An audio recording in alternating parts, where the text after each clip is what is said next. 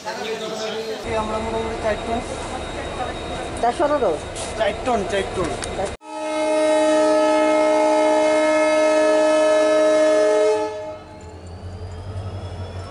Ton है।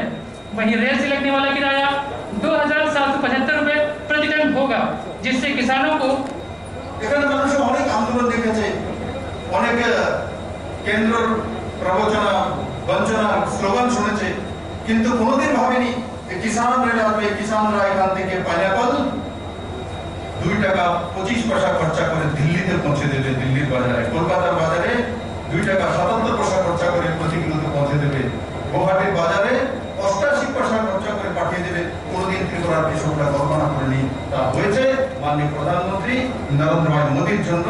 কারণ উনি গরিব ঘরের ছেলে, উনি কিষান, উনি সেই বিষয়ে জানেন, আর তার কারণে সেই দিশাতে কাজ হতে আজকে এই ঐতিহাসিক ক্ষণে আমরা দাঁড়িয়ে আছি। আমি আশা করি তাতে ত্রিপুরার যে বড় মাত্রায় কৃষক আছে তারা লাভান্বিত হবে। আজকের যে শুরুয়াত হচ্ছে এতে নিশ্চিত ত্রিপুরার কৃষক লাভান্বিত হবে। কোভিডের জন্য হয়তো বিভিন্ন জায়গাতে লকডাউন চলছে রাজ্যগুলোর মধ্যে, সেই কারণে আমাদের এখানে মাল আছে, আমাদের কাছে র মেটেরিয়াল আছে, আমাদের কাঁচামাল রয়েছে। त्रिपुरा राज्य के किसान में चलाने वाला उत्तर पूर्वी भारत का पहला राज्य होगा।